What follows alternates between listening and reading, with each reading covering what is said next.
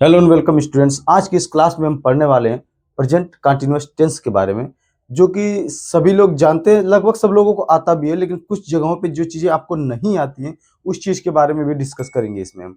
देखिए, सबसे पहली बात तो ये प्रेजेंट कंटिन्यूअस टेंस, मैंने टेंस की जो सीरीज स्टार्ट की है उसमें हम आ चुके हैं प्रेजेंट कंटिन्यूअस टेंस पे। प्रेजेंट कंटिन्यूअस होता क्या है? देखिए, कंटिन्यूअस से ही पता चल रहा है कि यह कोई काम लगातार हो रहा है। जब आप देखें किसी चीज़ को लेकर कि काम लगातार हो रहा है, तब आपको क्या करना है, समझ लेना है कि प्रेजेंट कंटीन्यूअस टेंस की बात हो रही है। जैसे कि मैं कह रहा हूँ कि मैं दौड़ रहा हूँ, दौड़ने का काम क्या क्या क्या हो रहा है, लगातार हो रहा है। जैसे मैं कहूँ कि वह पढ़ रहा है, तो पढ़ने का काम क्या हो रहा है, लगातार हो रहा है। इसी चीज़ों से पहचानते हैं, रहा रही रहे से, कि आपका काम लगातार हो रहा है या नहीं हो रहा है, और लगातार हो रहा होगा तो कंटीन्यूअस टेंस है। और समय किसका आया है उसके ऊपर डिपेंड करता है कि यह प्रेजेंट का है, पास्ट का, फ्यूचर का है। जिसका समय रहेगा उसी का कंटीन्यूअस हो जाएगा। जरा आइए डेफिनेशन से इसकी स्टार्ट करते हैं। देखिए, जब वाक्य के अंत में रहा रही रहे के बाद हैं हूँ हो आए, तो वह प्रेजेंट इंडेफिनिट टेंस कहलाता है। बिल्कुल सही बात है, अभी मैंने उसको बता दिया कि जब रहा रही रहे के बाद टेंस के अंत में, कब सेंटेंस के अंत में जब पता चलेगा कि रहा रही रहे के बाद हैं हूँ हो आए, तब वह present indefinite present continuous tense कहलाता है। जैसे एग्जाम्पल के तौर पर मैंने यहाँ पे लिखा है, वह दौड़ रहा है। वो दौड़ रहा है, इसका मतलब क्या है कि काम लगातार हो रहा है ना। यहाँ पे देखिए, रहा रही रहे के बाद क्या है, रहा रही रहे के बाद है हूँ आया है। इसका मतलब क्या है कि यह प्रेजेंट कंटीन्यूअस टेंस है। यहाँ पे देखिए, हम पढ़ रहे हैं, रहा के बाद है आया है ना।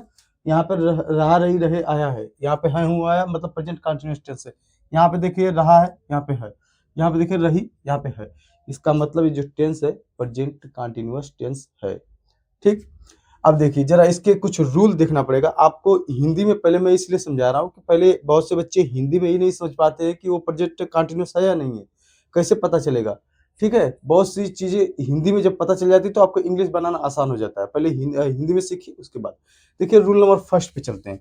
यहाँ पे देख रहे हैं rule number first. Rule number first में क्या लिखा गया है? रूल नंबर फर्स्ट में लिखा गया कि इसमें हेल्पिंग वर्ब के रूप में इज एम आर का यूज होता है। हेल्पिंग वर्ब के रूप में किसका यूज होता है? Is am are. मैं फिर से दोहरा देता हूँ कि प्रेजेंट कंटिन्यूअस टेंस में हेल्पिंग वर्ब तीन ठो होती हैं, जो कि कौन कौन सी है? Is am are. ठीक। देखिए, इज क्या होता है? सिंगुलर सब्जेक्ट के साथ जाता है। सिंगुलर, अगर सिंगुलर और प्लूरल नहीं जानते तो मैं थोड़ा बता देता हूँ आपको कि सिंगुलर सब्जेक्ट उसे कहते हैं जो एक व्यक्ति है। ठीक, आई को छोड़कर सिंगुलर व्यक्ति उसे कहते हैं जो एक व्यक्ति के बारे में बात किया जाता है। कोई सब्जेक्ट, जब कोई करने वाला काम जो होता है वो एक व्यक्ति हो, तो इसका मतलब सिंगुलर सब्जेक्ट है, और उसके साथ हमेशा इज लगेगा। बहुत से लोगों ने याद कर रखा होगा कि इज मतलब है होता है, वाज मतलब था होता है, लेकिन ऐसा कुछ नहीं होता मेरे भाई। अगर अगर ऐसी बात है तो मैं कह दूं कि वह दौड़ चुका है, वह दौड़ चुका है, तो यहाँ पे इज क्यों नहीं लगता, हैज लग जाता है, क्योंकि चुका चुकी चुके की वजह से। बिल्कुल सही। आपको कंडीशन पे फॉलो करना है, इज कभी है कि इंग्लिश होती ही नहीं। ठीक है, तो अब यहाँ पे देखते रहिए। आर, आर का मतलब होता है प्लूरल, सॉरी, आर क्या होता है? प्लूरल सब्जेक्ट के साथ आता है। प्लूरल सब्जेक्ट तो आपको बता ही दिया कि एक से जब अधिक रहेंगे व्यक्ति तो प्लूरल सब्जेक्ट में आ जाता है। अगर दो व्यक्ति आ गए तो इसका मतलब उसके साथ आर आएगा। और कुछ प्लूरल सब्जेक्ट के बारे में मैंने आप लोगों को बता भी रखा है। Is, sorry, we, they, you, ऐसे हैं, सबके सब क्या है? ये प्लूरल सब्जेक्ट है। एम, एम क्या करता है कि आई के साथ अकेले आता है। ठीक है, ओनली मैंने लिखा है कि आई ओनली। एम जो है वो पूरा, एम जो खुद के लिए भी इस्तेमाल करते हैं, तो प्रेजेंट कंटिन्यूअस में एम का इस्तेमाल करते हैं खुद के लिए जब रहेगा। आई ने खुद को खुद के लिए एक फिक्स कर रखा है हेल्पिंग वर्ब, उसका नाम है एम। ठीक। अगर हेल्पिंग वर्ब में अगर प्रॉब्लम हो रही तो हेल्पिंग वर्ब का मतलब होता है सहायक क्रिया होता है। ठीक है। Rule number two, rule number two का क्या? प्रेजेंट कंटिन्यूअस टेंस में देखिए इधर, प्रेजेंट कंटिन्यूअस टेंस में हमेशा आईएनजी फॉर्म का उपयोग किया जाता है। आईएनजी फॉर्म का मतलब वर्ब की फर्स्ट फॉर्म में आईएनजी जो जोड़ देते हैं उसका यूज किया जाता है। जैसे कि आप कहीं पे अगर कोई इस्तेमाल करें, कंटिन्यूअस टेंस है, अगर लगातार काम को दिखाना चाहते हैं तो हमको हमको और आपको हमेशा क्या यूज करना पड़ेगा? ING form. और आईएनजी फॉर्म को बनाने का फार्मूला क्या है कि वर्ब की फर्स्ट फॉर्म में बस आईएनजी जोड़ दीजिए, वो बन जाता है आईएनजी फॉर्म। ठीक। देखिए, इसके बाद फार्मूला देख लेते हैं। इस सिंपल सेंटेंस प्रेजेंट कंटिन्यूअस के सिंपल सेंटेंस का फार्मूला है। आप इसको पूरी तरह से ना समझिए, ये बस छोटा-सा पार्ट है, मैं थोड़ा-थोड़ा, छोटा-छोटा करके डाल रहा हूँ इसलिए कि लोगों को समझ में आए बेहतर तरीके से, किसी को परेशानी ना हो। इसलिए मैं कई पार्ट में समझा के पढ़ा रहा हूँ, ठीक है? बहुत डिटेल से।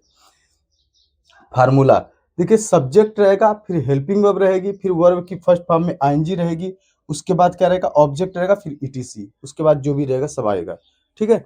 तो सबसे पहले मैं आपको दोहरा दूं कि पहले सब्जेक्ट लिखेंगे, फिर हेल्पिंग वर्ब में कौन कौन से, इज, एम, आर, ठीक।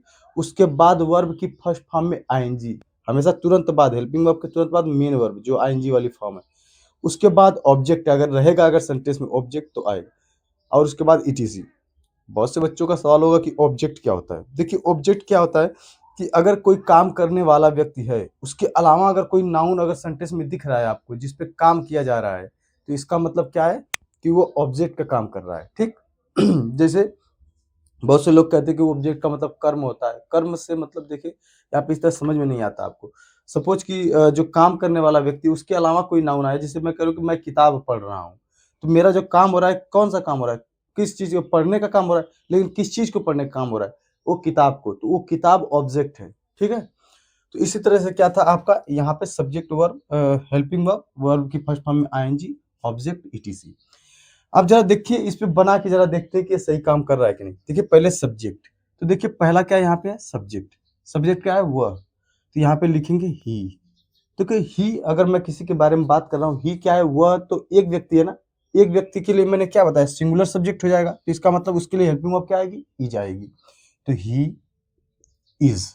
उसके बाद क्या करेंगे, यहाँ पे दौड़ने का कार्य हो रहा है, कार्य किसका हो रहा है, दौड़ने का, तो उसकी दौड़ने का इंग्लिश क्या होता है, रन, और रन के फर्स्ट फॉर्म में इंज जोड़ेंगे, रनिंग बनाएंगे, तो रनिंग क्या हो जाएगा, ही इज रनिंग। यहाँ पे डबल एन लगा है क्योंकि इसमें दोनों के बीच में एक वॉवेल आया है, यू, इस वजह से, ठीक है। आगे देखते हैं। जरा मैं दूसरी चीज का उपयोग करता हूँ, तो जिससे आपको समझ में और अच्छे से आएगा। हम पढ़ रहे हैं, हम पढ़ रहे हैं, तो पहले तो जाएगा वी, और हम से क्या एक व्यक्ति की बात की जा रही है, नहीं, इसका मतलब प्लूरल सब्जेक्ट है, तो यहाँ पे क्या करेंगे, प्लूरल सब्जेक्ट के लिए आर उपयोग होगा हेल्पिंग वर्ब के रूप में। यहाँ पे हेल्पिंग वर्ब देगा, सब्जेक्ट बात तुरंत है, हेल्पिंग वर्ब जोड़ना है, तो यहाँ पे जोड़ेंगे आर। उसके बाद पढ़ने का क्या होता है, इंग्लिश, रीड, और आईएनजी बनाने, कंटिन्यूअस बनाने के लिए रीडिंग कर देंगे, तो वी आर रीडिंग। अब देखिए, इसमें ऑब्जेक्ट कहीं भी नहीं आया है, ऑब्जेक्ट आया रहता तो फिर बाद में उस पर काम करते, ठीक। सोहन खेल रहा है, सोहन खेल रहा है, तो यहाँ पे क्या लिखेंगे, पहले तो सोहन लिखेंगे, काम करने वाला यही है, इसमें सब्जेक्ट है, खेल रहा है। अगर मैं यहीं पे लिखता, देखिए सॉरी, पहले सेंटेंस कंप्लीट करते हैं। सोहन इज, क्योंकि यहाँ पे सिंगुलर सब्जेक्ट है, सोहन कोई एक व्यक्ति है, तो यहाँ पे क्या करेंगे, सोहन के लिए इज आएगा, सिंगुलर सब्जेक्ट के लिए। उसके बाद खेलना का क्या होता है, प्ले, और इसमें आईएनजी जोड़ देंगे, प्लेइंग हो जाएगा, सोहन इज प्लेइंग। अगर कहीं पे यहीं पे लिख देता मैं कि सोहन इज प्लेइंग क्रिकेट, कहने का मतलब सोहन क्रिकेट खेल रहा है, तो खेल तो रहा है, लेकिन क्या खेल रहा है, क्रिकेट, तो वही वाला ऑब्जेक्ट बन जाता है, उसी ऑब्जेक्ट के स्थान पे आता है, सोहन इज प्लेइंग क्रिकेट। तो अगर सोहन के अलावा कोई और नाउन आता है जो उसमें सेंटेंस में, तो उसको क्या कहते हैं, ऑब्जेक्ट कहते हैं। वह भोजन पका रही है, तो यहाँ पे क्या है, वो भोजन पका रही है, इससे पता चल रहा है कि वो महिला है। महिला के लिए वो के लिए इंग्लिश आती है सी, और सी आ भी रही है, तो इस बात का ध्यान रखें कि सी क्या है, एक व्यक्ति की बात की जा रही है किसी ने, इसका मतलब सिंगुलर सब्जेक्ट है। और प्रेजेंट कंटिन्यूअस में हेल्पिंग वर्ब तीन होती है, इज, एम, आर, और जिसमें से सिंगुलर के लिए इज उपयोग होता है, तो सी इज, सी इज। उसके बाद पकाना के क्या होता है, कुक, कुकिंग हो जाएगा ना यहाँ पे, सी इज कुकिंग। और उसके बाद देखिए, भोजन यहाँ पे आया है, पकाने का कार्य किस चीज को हो रहा है, भोजन का, इसका मतलब ऑब्जेक्ट आया हुआ है एक, वो के बाद एक और नाउन है, तो C is cooking the food, cooking the food. तो देखिए, इस प्रकार से आपका कुछ सेंटेंस था। मैं आपको कुछ सेंटेंस बता देता हूँ जिससे कि आप लोग बना लीजिएगा। जैसे मैं कह देता हूँ कि वह किताब पढ़ रहा है, वह किताब पढ़ रहा है, और एक सेंटेंस बना लीजिएगा आप लोग, अपने से बना के देखिए जरा कि